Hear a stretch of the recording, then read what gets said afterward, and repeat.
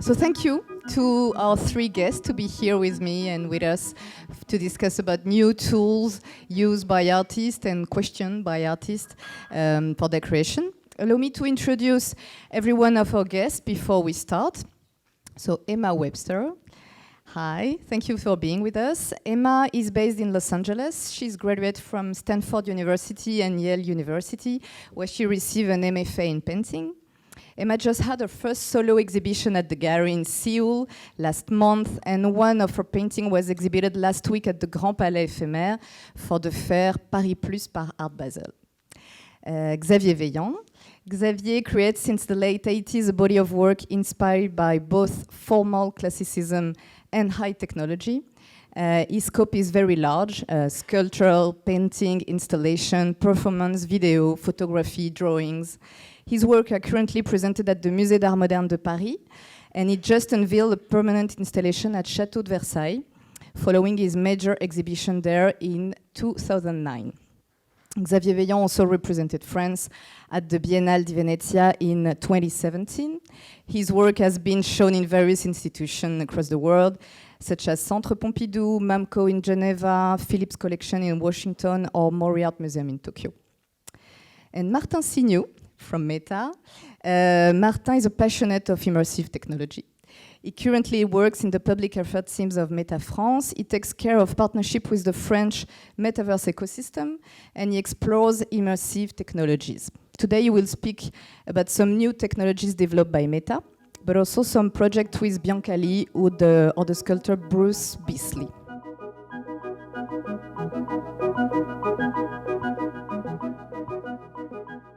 So let's start with Emma.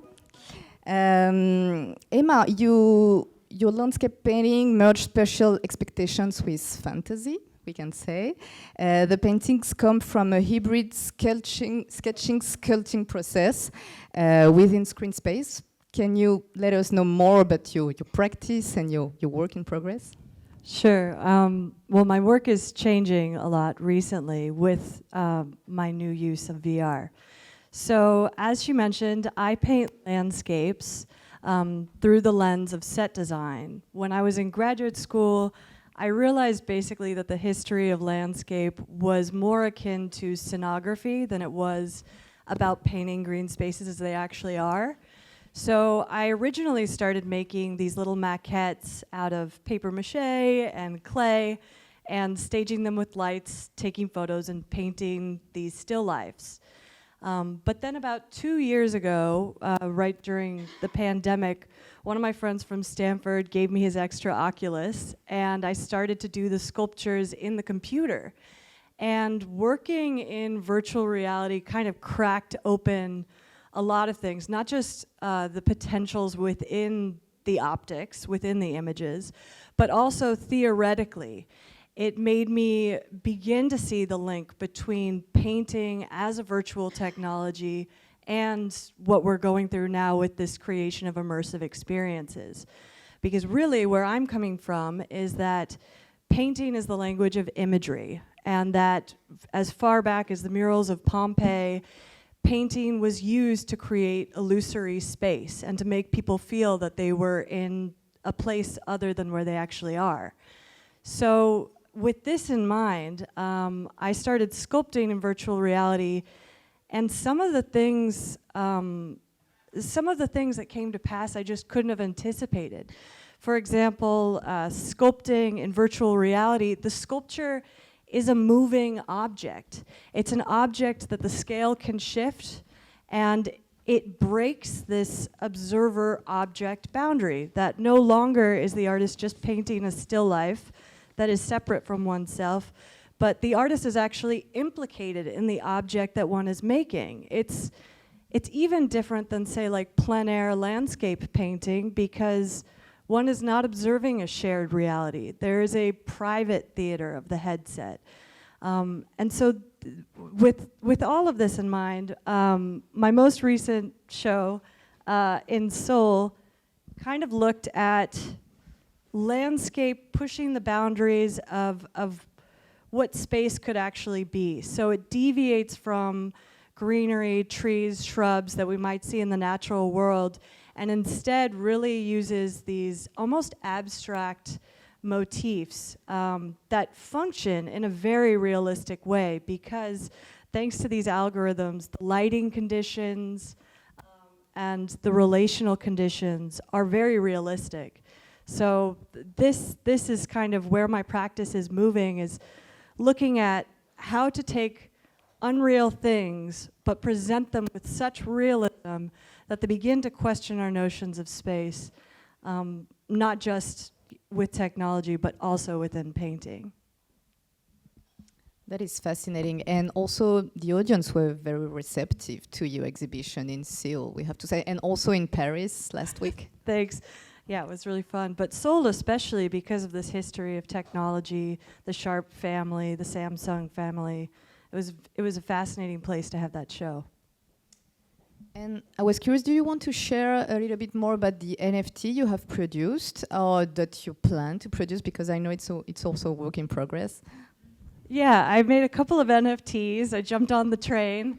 And I find it very interesting because for so long, collage existed only in the 2D space, that for preparatory works, painters, would cut up drawings or photos and glue everything together and use that as a map. But I would argue that now with technology, we can actually have that arena have spatial sensibilities, meaning that I've been kind of thinking about collage within the computer as a way of marrying 3D scans, as a way of building sculptures within the computer, pulling in videos, that it's really, what I found exciting about making these NFTs was that it was sort of the first time that I could present the stages, these mini little theaters, and show people all of the different little facets that go into the sets. It's very much like a shadow puppet theater where there's 40 people and a dog and a mop and everyone's running around behind the scrim, but the audience only sees the silhouette of a dragon or something. So again, NFTs I enjoyed because it kind of allowed people to see the secrets behind the curtain. Speaking about the secrets, I think we have a video explaining a little bit more the process of your work. I don't know if you want to go more deeply into this. Yeah. So the way that I work is I start, like a lot of painters, with just a sketch, a 2D sketch that has a sense of where the light might fall, where I formally want things to be placed on a canvas. But then I bring the sketch into virtual reality. I use Medium on an Oculus Rift. And this introduction of the Z-axis really kind of creates some quirky aspects to things. When you have objects with certain foreshortening, it can cause crises and lighting conditions. And I often find that the shadows become their own sort of formal devices.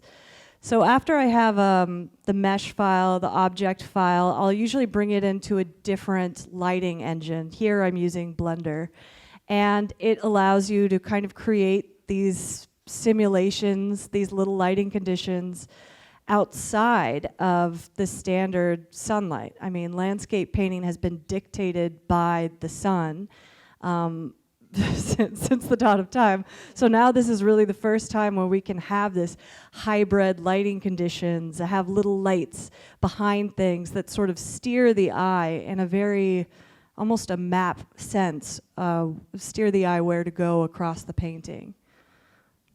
Maybe we can go back also to the aquarelle. I think before, it's interesting also to see the watercolor. Sorry, to see also all this process, because in the end you have also a very traditional technique and traditional learning, the MFA in painting, and it must be very classical. Well, at the end, I like that it comes back to this sort of finished, polished language of painting. But at the end, there's a lot of play.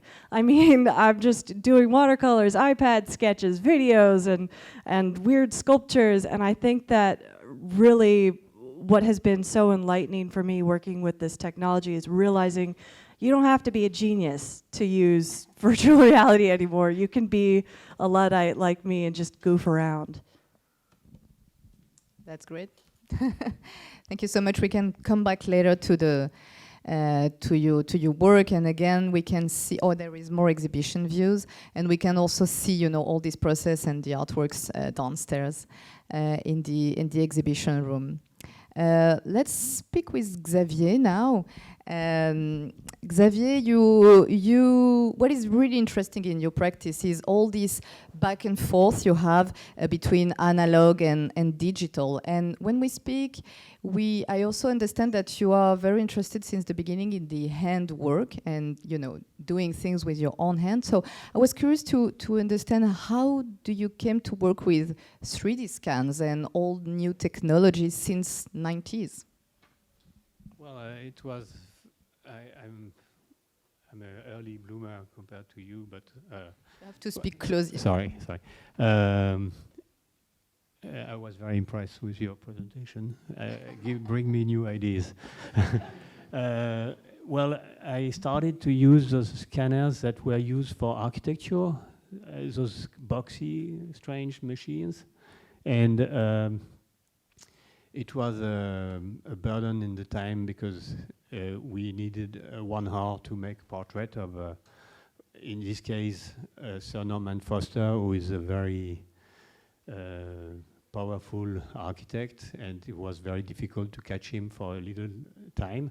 And you can see he's on a turning plate, so we had to spin the model instead of turning around with scanning 3D scans.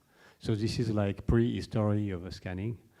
But what I was interested in is the similarity of the history of photography, which was exactly the same thing in 2Ds, only adds 3D and make it happen 120 years after the first photography.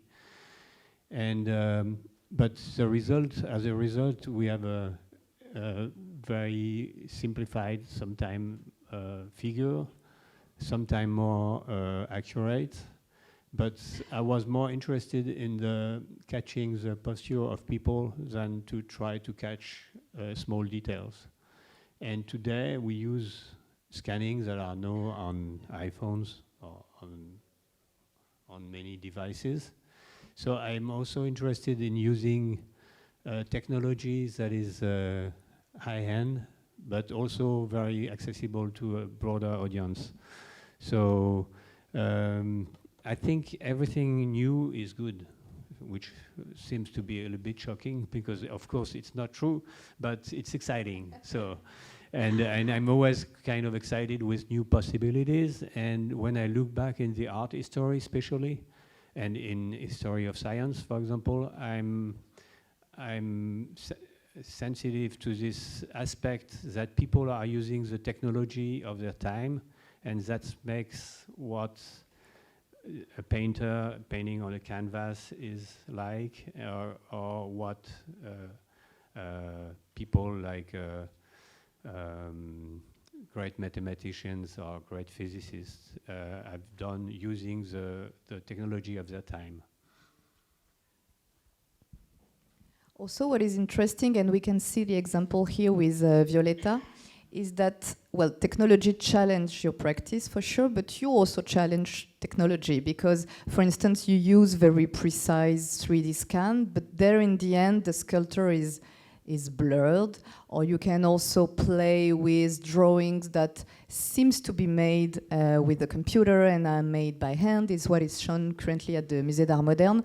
So I was also interested to, you know, to understand better what is maybe playful also for you. Yeah, this is other drawings. What is interesting for you in these possibilities that, you know, offers technology, and how do you challenge it? Well, I think we're living in a combination of analog and digital, and we know exactly what the difference is, but for maybe know a little time more, we can see the difference. I can see, for example, that the screen where the images are screened here is better than the quality of the image that we're using. So there is a technology gap that is reducing and into the restitution or into the rendering, for example. And I'm interested in photography, as I said before, but for example, nowadays you have photography that is more, that is sharper than what you can see with human eye. So I'm also interested in the use of technology in a way to encounter the limits of our perception. And for example, those drawings that are very poorly done, it's a new thing to see in this big scale for me, because it's A3 paper and it's done at my home during confinement. It's a good example of here we are in a situation where we see much more than what we see when we look at the actual drawing.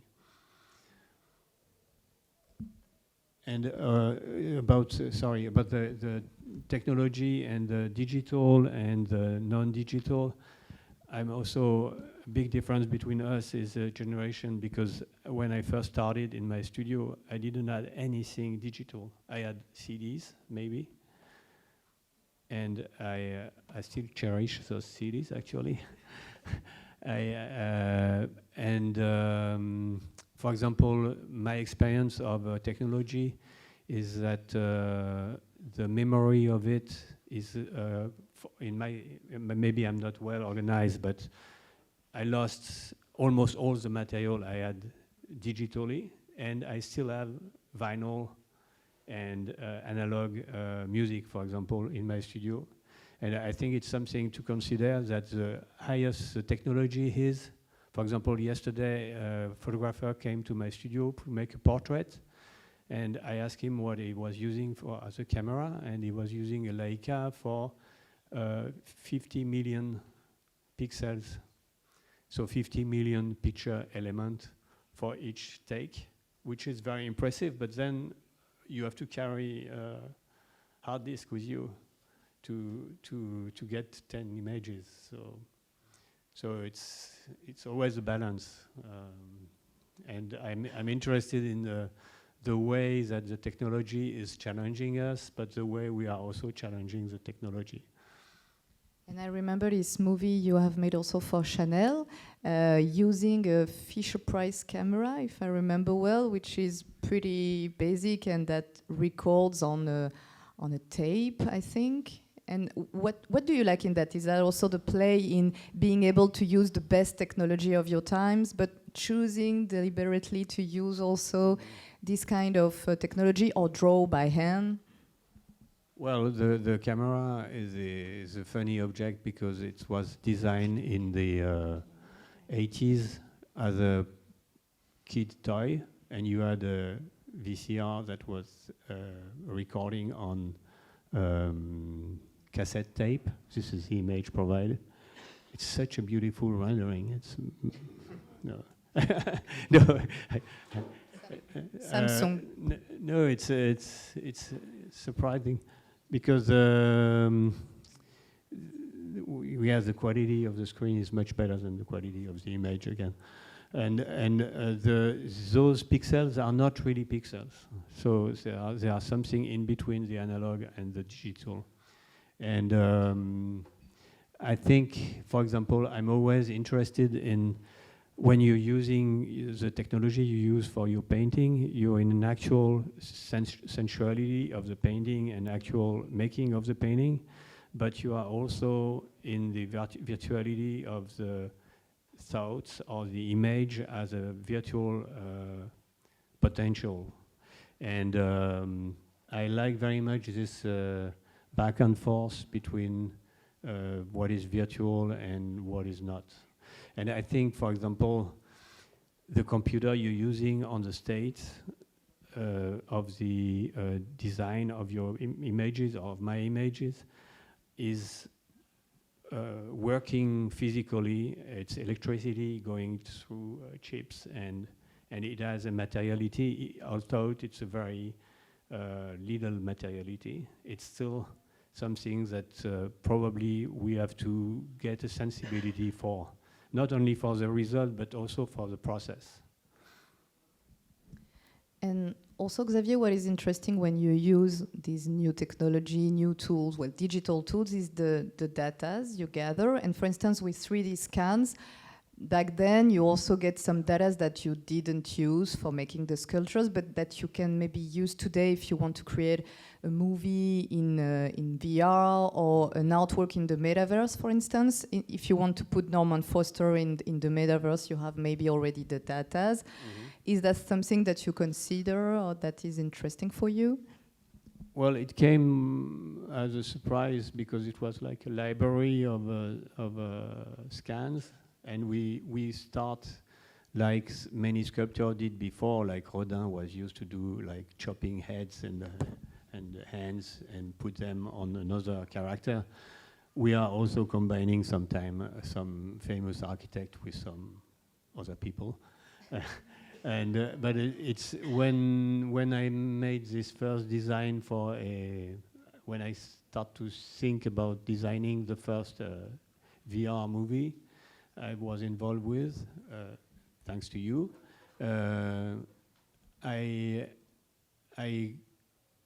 I realized that I could bring in, like, invite people to a party, but all those people were virtual files of 3D scans over the years, which makes it more interesting because some people died, for example, and the relation to the image of them is different.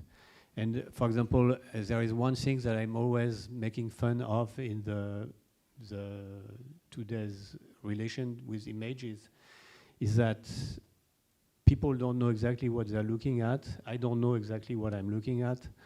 But for example, I went downstairs and checked the presentation, and all the images that I saw were images in my work that were images of 3D objects presented into an illusion of 3D.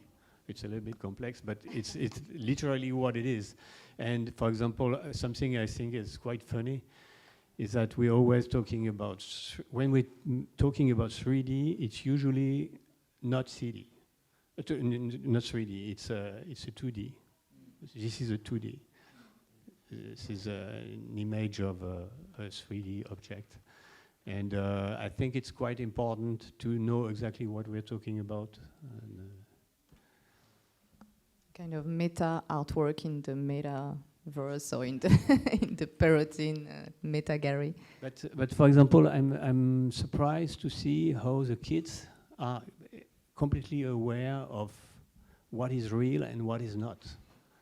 And we're all concerned with the kids that are completely sucked into this virtual world and that couldn't see the limit of it, into the violence, into the. But when you talk to them, it's very clear that there is a real world and there is a non-real. Maybe we are, as I said before, maybe we are reaching a certain level of with the fake materials that is on the net that you don't know exactly what you're looking at. But for now, I think we're still good. You want to say something, Emma?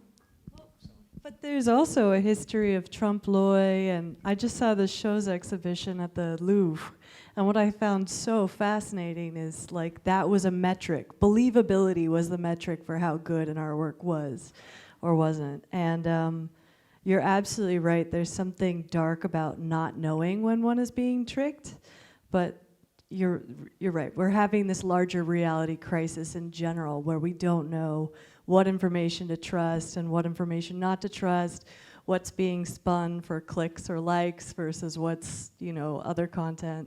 So, yeah, good point. But for example, more important is what we remember and what we don't. For example, I got very late into Instagram because I told the people around me that I didn't have time for that, so, which was funny. When I look back, it's funny it was like taking the question reverse. And no, I'm into Instagram, but for the only reason that it's a way to communicate over images. And what we see with Meta is that the goal is not to have mediums that are communicating only on one lane, but the goal is to have something global. And so I don't know if Instagram will be as interesting for me if it's not only about images, for example.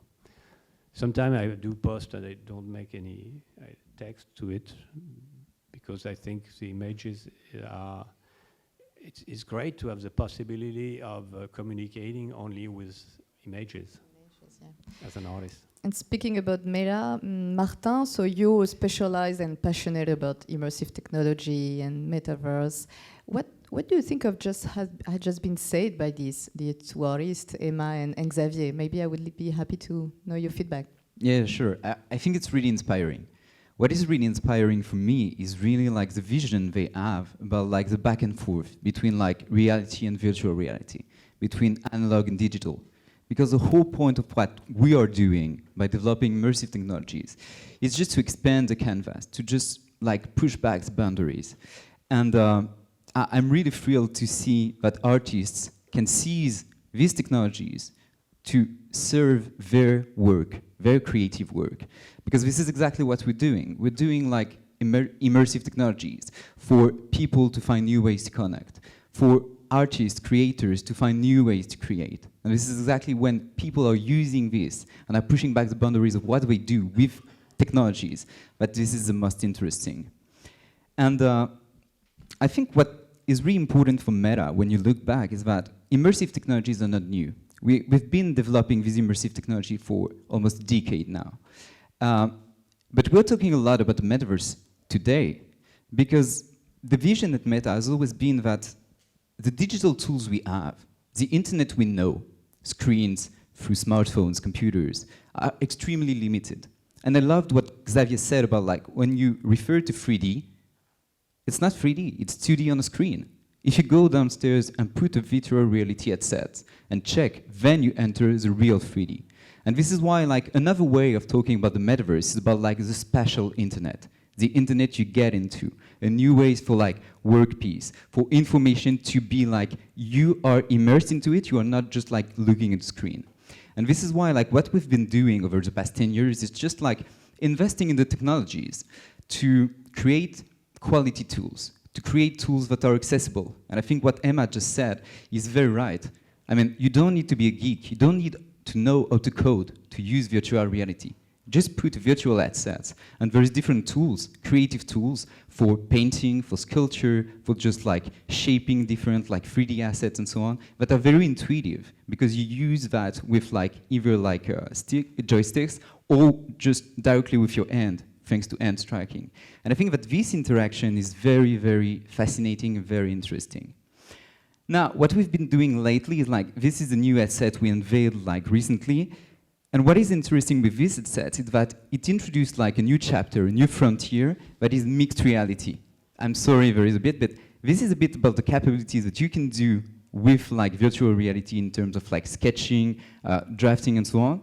But what is really interesting is like the mixed reality, the fact that you can still see a room, for example, you're not in virtual world any longer, and still draw on this. And you can have better integration. And I think that on these like possibilities of having this back and forth between the two worlds, this is exactly what mixed reality can bring to a new dimension, to a new level. And maybe if we move to like the next slide, I think there is something from Bruce Beasley. He's like a sculptor. He has been making sculpture for like a few decades, and he turned into virtual reality to sketch his sculpture before printing them and bringing them to the world. And I think this echoes a bit what Emma is doing about like for artists to create in virtual reality, because this is a new dimension, this is a new canvas for them, and then bring it to the world. Bring it to the world for people, for the audience to really experience it. And I think this is something that is really, really valuable. And when you think about it, this is a way for artists to like have this back and forth, to integrate it, But another way to do it too is like to take your audience and bring it to the metaverse, bring it to this spatial internet. And this is something that is true for visual arts, for plastic arts, but also for live performance. And maybe if we move to like the next slide, maybe some of you have had the chance to go see the live performance Bal de Paris from Biancali. And I think this is really interesting because it's all about like bringing the audience in virtual reality to dance with dancers, but it's still a live performance with actual dancer. And there is like this integration, this back and forth through virtual and from reality to virtual reality, from like digital to analog.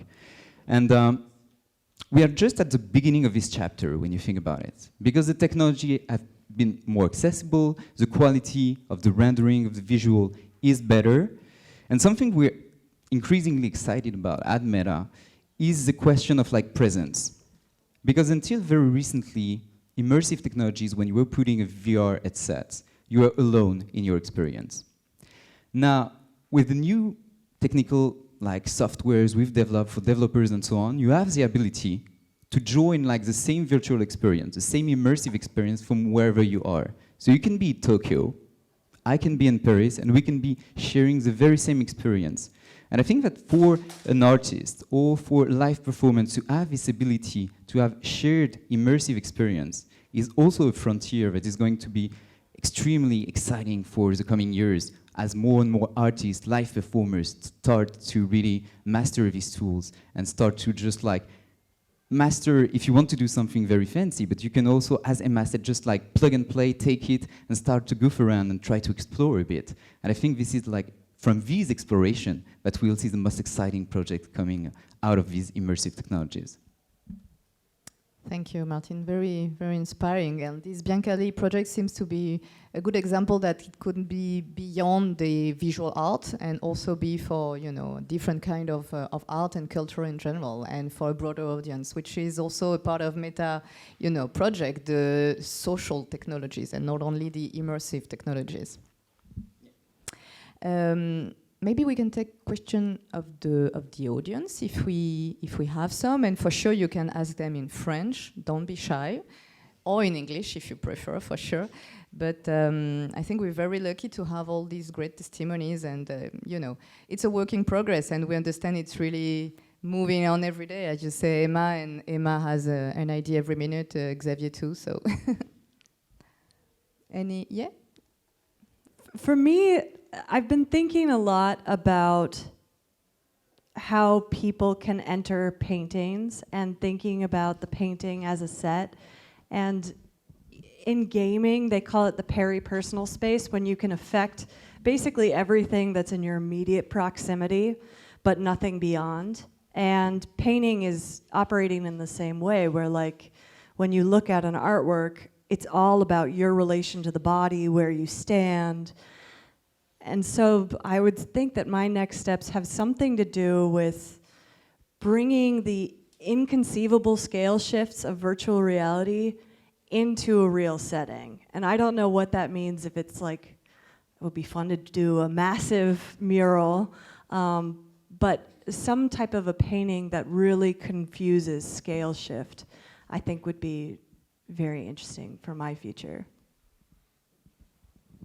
Well, for me, the experience of having a show opening without being there in Tokyo, for example, and working on a model, and it was both frustrating and very interesting, and as a challenge for what the technology can bring you, but also what type of relation you have to establish with people to get to this quality of interacting with somebody in a space remote from where you are, and getting a feeling for it.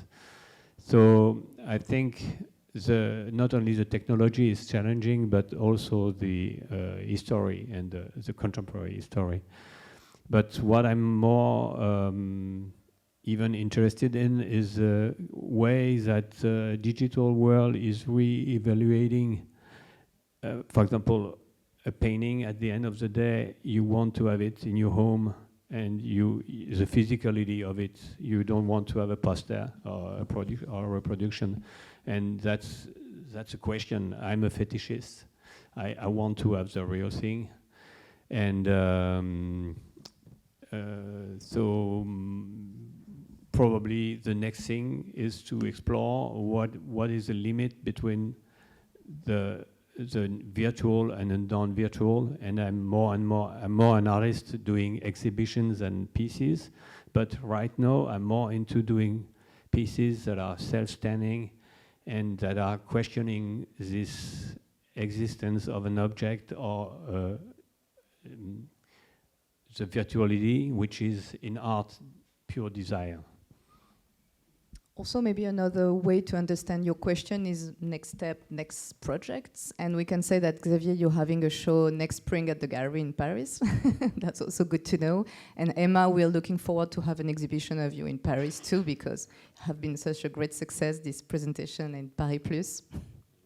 And I've got Tokyo in March. Oh yeah, for sure. And sorry, you have Tokyo exhibition coming in March. Have we other questions? No? Martin? No, nothing more to add? No. Except maybe a funny thing, like we're discussing with Emma before, and when you think about virtual, you think digital. But virtual was a term coined by Antonin Artaud, a French writer, before World War II, before there was even computer, in a non-fiction book, Le Théâtre et son double. And what is really interesting is that what he called virtual reality has nothing to do with digital. And I think in everything we just said about the next step, but questioning the relations between reality and virtual reality, being it like digital or not, is something very fascinating from the like art and conceptual perspective. This is a very good conclusion. Thank you so much, and thanks to the three of you to being with us today. Thank you.